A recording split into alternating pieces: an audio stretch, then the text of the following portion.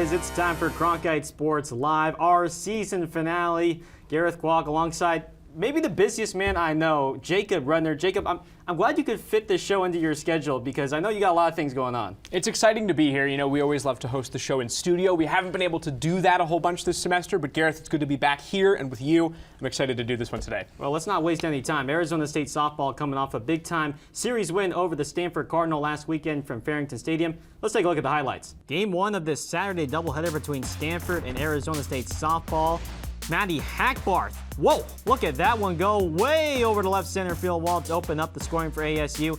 Defense on display. Her twin sister, Kendra Hackbarth, going to make the nice throw for the double play. Meanwhile, Jasmine Hill, who had a great series, base hit in the left center field. On the move and scoring is Bella Loomis to even up the score at 3 apiece. Yanira Acuna, her bat has been stepping up down the right field line. That's going to score another run. And then 4-4, bottom 6, bases juiced. How about Alina Torres going the distance over the center field wall for a grand slam? And the parade continues with Acuna belting one over the right field wall.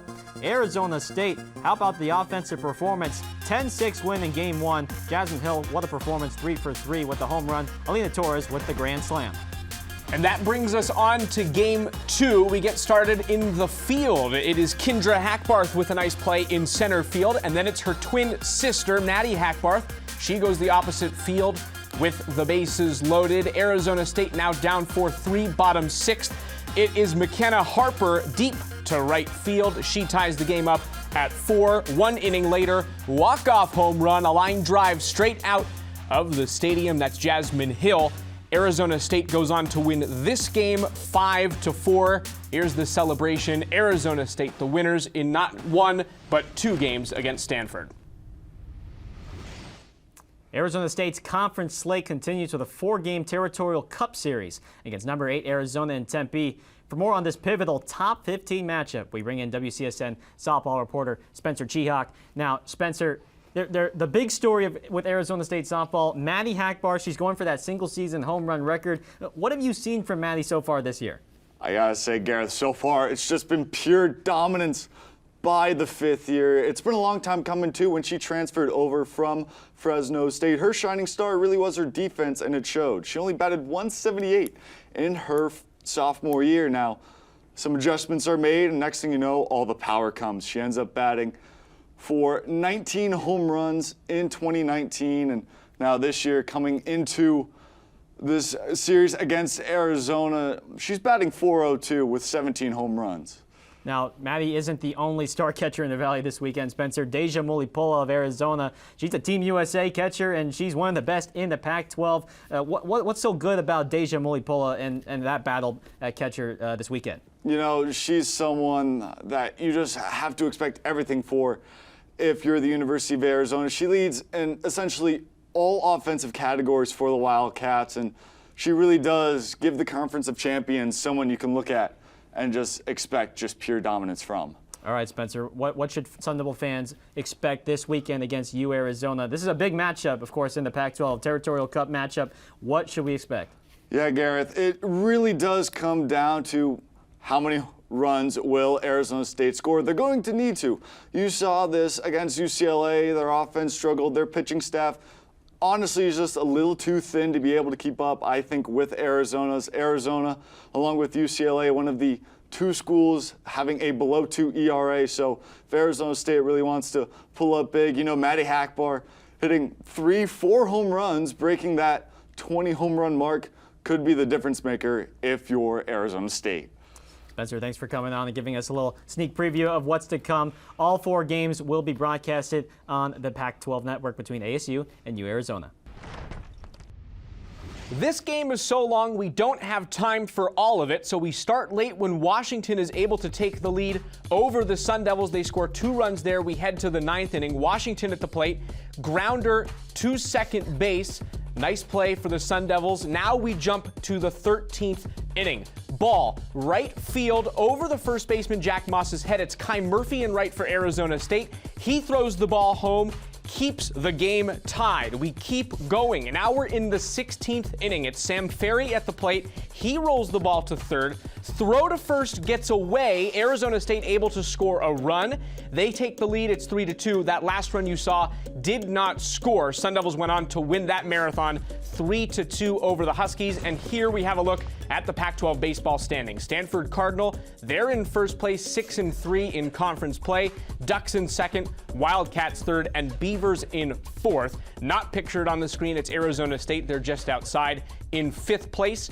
And now that brings us into more recent news. Arizona State's scheduled baseball game against UNLV in Las Vegas on April 13th was canceled due to positive COVID-19 tests and contact tracing protocols within the Rebels program. That midweek game in Vegas was an opportunity for the Sun Devils to continue their momentum before hosting the ranked Stanford Cardinal this weekend in Tempe. To help us break down exactly what's going on with that ASU baseball program and how they look heading into that tough series against the Cardinal, here's our Michael Barabalt, Jonah Krell, and Hunter Hipple.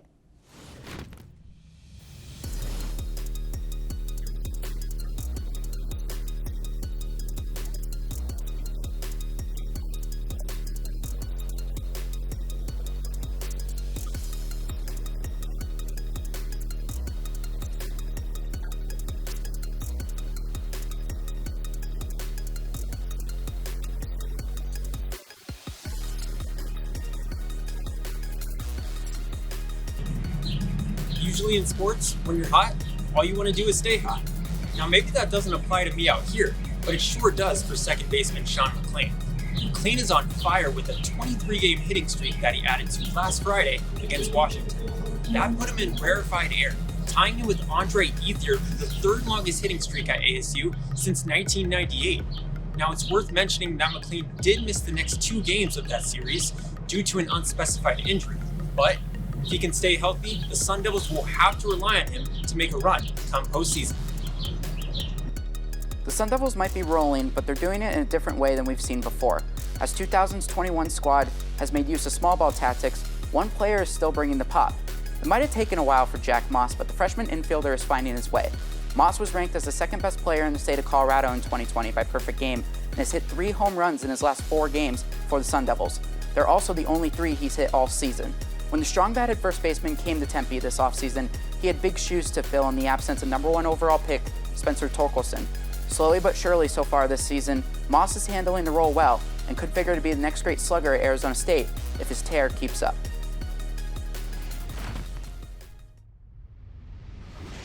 In the past, Arizona State's gymnastics and wrestling teams shared the stage for a day and competed at the same time in Desert Financial Arena. However, due to COVID-19, that competition, the Beauty and the Beast meet, was canceled. The athletes have still gone on to have storybook seasons. ASU's gymnasts and wrestlers are still dancing at their own balls, making Sun Devil fans across the country extremely proud. The beauties of the Sun Devil gymnastics team have soared to new heights this season after finishing 9th in the country, which is the best finish the program has seen since 2006. And the beasts of the Sun Devil wrestling team have wrestled their way into a 4th place finish at the NCAA Wrestling Championships, the highest placement since 1995. Although all members of both squads will be invited to the ball, there are some specific athletes that deserve to be crowned the true beauties and beasts. Cairo Leonard Baker and Hannah Scharf, the beauties of the ball, are both heading to Fort Worth, Texas to compete in the NCAA Championships representing Sun Devil gymnastics. Leonard Baker will be competing on the uneven bars, while Scharf will compete in the all-around. Now on to the beasts. Colton Schultz and Zahid Valencia are now members of the 2021 USA Wrestling National Team after their finishes at the U.S. Olympic Team Trials. This duo will not only represent ASU, but they will represent Team USA at various tournaments around the world in the upcoming year. Both the beauties and the beasts have had to overcome a lot during their unprecedented seasons, but it's time now to recognize the greatness that they have shown and will continue to show throughout the upcoming year. You can continue to follow along with our coverage of ASU's gymnastics and wrestling teams on CronkiteSports.com. The Sun Devil men's golf team is getting ready for the Thunderbird Invitational, where it will compete against 16 different programs, 4 of which are ranked. Coming into the tournament, the Sun Devils are ranked number 10 in the country and are led by 5th-year senior Chunan Yu and sophomore David Pooj. Our Jack Pearson will be at the tournament, and you can follow along with his coverage on all our digital platforms. Now take a look at Sun Devil men's golf coach Matt Thurman and what he has to say before the tournament gets going. In our case, the 4 majors are all at the very end in a row. Obviously, Pac-12 regionals and nationals are 3 majors, but for us to have our last tournament be the Thunderbird Collegiate at home, that's a big deal too. We only get 1 chance a year usually to have a home event, and you want to make it special. We've got a great field coming in, so it's just a bigger deal. It's like our Territorial Cup or whatever. It's the big game. Sun Devil women's soccer has been the surprise of the spring. Head coach Graham Winkworth has enjoyed his best season yet since arriving in Tempe 5 years ago. But ASU has lost 3 of its last 4, and with 1 game left in Pac-12 play against Arizona, the Sun Devils need a win in order to keep their NCAA tournament hopes alive. WCSN women's soccer reporter Ethan Schwager has more on Friday's Territorial Cup showdown. The Sun Devils are fighting for an at-large bid into the NCAA Division I Women's Soccer Tournament in North Carolina with one last chance to boost their resume. A must-win Territorial Cup matchup Friday against the Arizona Wildcats at Sun Devil Stadium. The 2 teams met up earlier in this season in Tucson, where the Wildcats handed the Sun Devils their first loss of the season. Friday's matchup will be highlighted by 2 of the top goal scorers in the Pac-12, Arizona State forward Nicole Douglas and Arizona forward Jill Aguilera, who both put the ball in the back of the net 8 times this season. Coach Winkworth's squad has already turned lemons into lemonade, improving their winless record from last season. With a strong performance to close out the year, the Devils could continue to make lemonade in North Carolina for the NCAA tournament. Thanks, Ethan. Staying on the pitch, Arizona State's midfield has been one of its strengths all season long, and the play of junior Ava Van Dersen is no exception. But as WCSN women's soccer reporter Sam Stern tells us, her strong performance has not come without adversity this year. Sun Devil Stadium holds a sense of beauty and meaning to so many athletes past and present. For Sun Devil women's soccer player Eva Van Dersen, she's been carrying a heavy load on and off the field. The Netherlands native has faced a new challenge, and the process has not been easy. So February 5th is when she passed away, and then February 12th was the cremation, but I had to be there on a live stream. Teeny, Van Dersen's grandmother, passed away at the beginning of the season. Coming from primarily a water polo family, no one had a passion for soccer except for Eva and her grandmother. That was the central chain to their relationship. Her knowledge of the sport may not have been up to par with Eva's, but that did not stop her from attending and following Eva every game, no matter the time and no matter the place. She was always there. She loved watching me, and even though in the beginning she wouldn't understand everything that was going on because there were different clubs, and then I would play for a national team, and she would ask me hey, so where is this game for your club, for your national team, so it was always explaining a little bit. But I went to the European Championship 2017. It was in Northern Ireland, and she traveled all the way to Northern Ireland and came to support me there. So yeah, that is how she was always there for me during my soccer career. The connection ran so deep, and she carries those memories by her side every game. If there was anything she could do to pay tribute to her grandmother, going out and playing at an elite level only seemed right. It was actually a pretty special goal. My grandma passed away past weekend, and I dedicated this goal to her, and that's why it was extra special. This is the Eva Van Dersen that people recognize on the field. But behind those maroon and gold threads is a granddaughter that will always be bonded to her biggest supporter. It'll always be more than soccer. Arizona State will wrap up the regular season tonight from Sun Devil Stadium. Kickoff is scheduled for 8 p.m. Mountain Standard Time on Pac-12 Network. A very good piece from our Sam Stern on Ava Van Dersen. And now, ladies and gentlemen, we take a look at our top plays of the week. We get you started at Sun Devil Stadium. It's Ava Van Dersen long goal, gives the Sun Devils a 2-0 lead. Huge score for them. Sun Devils won that game 2-0. Arizona State softball home run derby from Farrington Stadium last weekend. Maddie Hackbarth got the home run started with that one to left center field. Alina Torres late in the first game of the doubleheader. Grand salami time to dead central. And they're not done though. Yanira Acuna, right field, gone. How about that? Second game of the doubleheader, McKenna Harper. She'll go yard to right field there to make it 1. Jasmine Hill, walk-off winner in the bottom of the 7th to make it 5-4. And then Kendra Hackbarth going deep to left field as well. Little Oppo Taco, you could say. And how about Jasmine Hill again? What a series she had for her. How about this barrage of home runs from Arizona State?